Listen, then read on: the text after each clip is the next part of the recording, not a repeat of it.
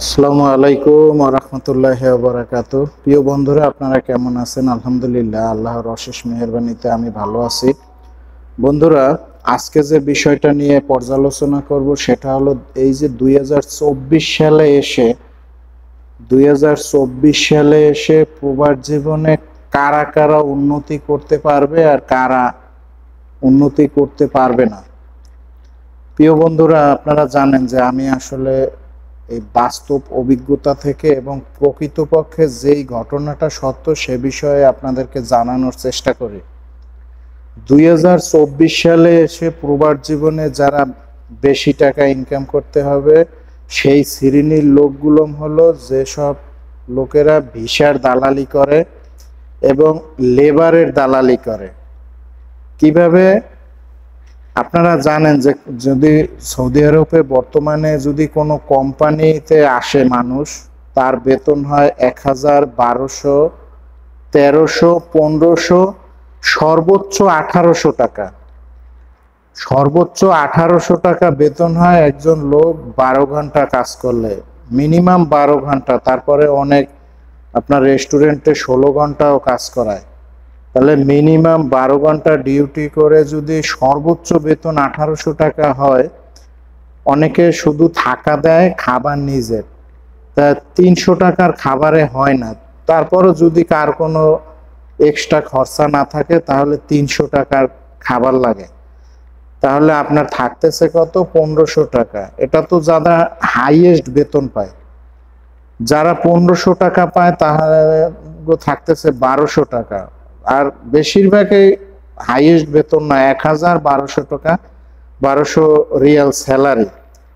অনেকে এর ভিতরে, যেমন আমাদের কয়েকজন সাদিক আছে, থাকা খাওয়া নিজের, 700-800 টাকা থাকা খাওয়ায় যাইতেছে গা। তাদের মাত্র থাকতেছে এখানে 1500 টাকা বেতন দেয়, থাকতেছে 800 টাকা থাকে না, কারণ মোবাইলের বিল আছে, ইন্টারনেটের, তারপরে নিজের কিছু যতই ঘরের খাবার খান এক্সট্রা টুকটাক খরচা আছে, তাহলে তাদের থাকতেছে 700-800 টাকা। তো যদি কোনো এই 2024 সালে যদি কোনো কোম্পানিতে আসেন, এর চাইতে বেশি আপনার কোনো প্রফিট থাকতেছে না। তাহলে বাংলাদেশের কত? 24,000, 25,000, 1000 টাকাও যদি সেভ করতে পারেন, 30,000 টাকা।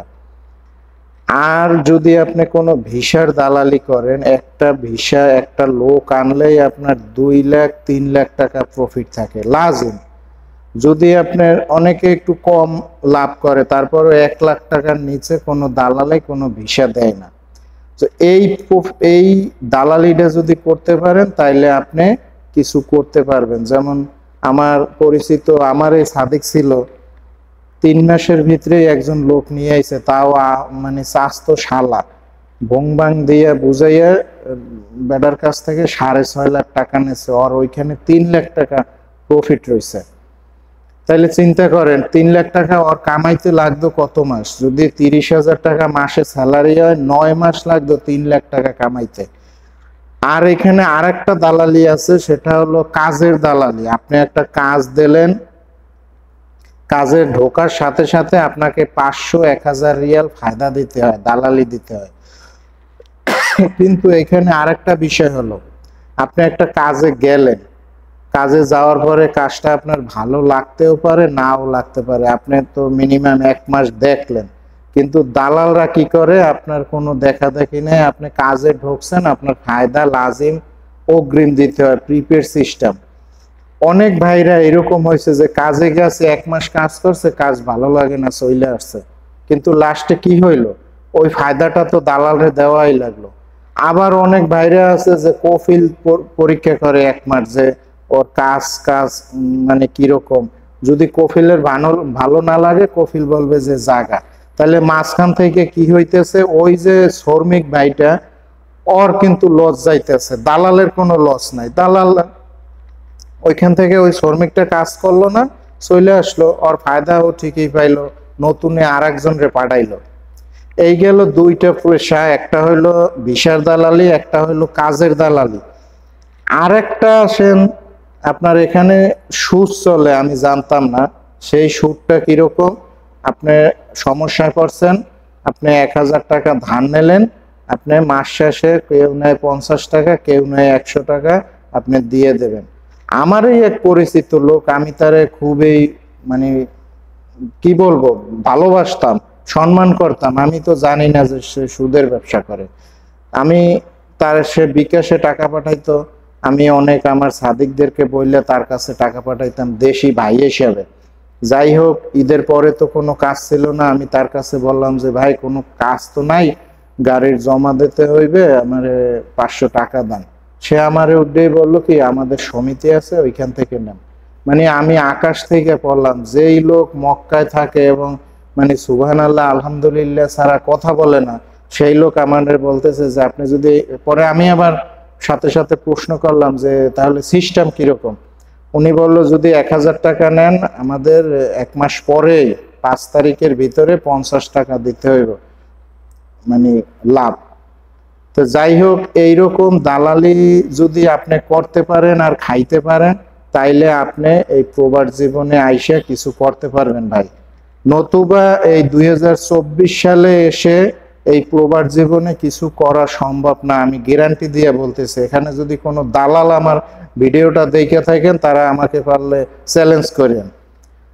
আপনারা কি করেন, দালালরা ভাই কি করে, আমাদের মতন যারা নিরীহ মানুষ দেশে বইয়া এই দেশের ভাও বোঝে না, তাদেরকে মুরগি বানায়, যেমন আমারেও মুরগি বানাইছে। এই জন্য আমি আমার ভিডিও করতেছি, যেসব ভাই দেশে বইয়া মনে করতেছেন যে প্রবাস জীবনে আসবেন, বারে বারে আপনারা চিন্তা ভাবনা কইরা তারপরে আসবেন ভাই। আমিও দেশে বইয়ে দেখতাম যে আমাদের বাড়ির পাশে 10 বছর 20 বছর থাইকে অনেক কিছু করিয়ে ফেলাইছে, কিন্তু কিভাবে করছে এখন বুঝতে পারতেছি। মানুষ এখন আর বোকা নাই। আপনি বাংলাদেশেও দেখেন যে আপনি হিসাব করেন, একজন মানুষের স্যালারি যদি 15 বা 20,000 টাকা হয়, সে স্যালারি পাইয়া তার সংসার চালাইতে কত টাকা লাগে, তারপরও সে এরকম বাড়ি গাড়ি কিভাবে করে। এই সেম কেস দেশে বইয়ে যারা সরকারি চাকরি করে, ঘুষ দুর্নীতি খায়, আর এইখানে আইসা মানুষ একটু ভাষা কালচার শিক্ষা গেলে, যাদের ইমান আমলের কোনো ভয় নাই, তারা সুন্দর এই দালালি গুলো শুরু করে, নিরীহ মানুষদেরকে এই তারা মুরগি বানায়। তো যাই হোক ভাই, আপনারা আসার আগে বারে বারে চিন্তা ভাবনা কইরা তারপরে আসবেন। আপনারা ভালো থাকবেন, আমার জন্য দোয়া করবেন। আর যদি কিছু জানার থাকে আমাকে প্রশ্ন করবেন। এছাড়া আমার নাম্বারও দেওয়া আছে, সরাসরি ফোন করতে পারেন। অনেক ইউটিউবার দালালরা আছে যে দেখা গেছে 1 লাখ 2 লাখ টাকা ইনকাম। ভাই দেখবেন যে ওই ভিডিও কতদিন আগে ছাড়ছে, এবং কিছু কিছু পুরান লোকেরা এরকম ইনকাম করছে, কিন্তু এখন আবার তাদেরকে জিজ্ঞেস করে দেখে যে ইনকামের কি অবস্থা। যাই হোক, আমার জন্য দোয়া করবেন। আসসালামু আলাইকুম ওয়া রাহমাতুল্লাহি ওয়া বারাকাতুহু।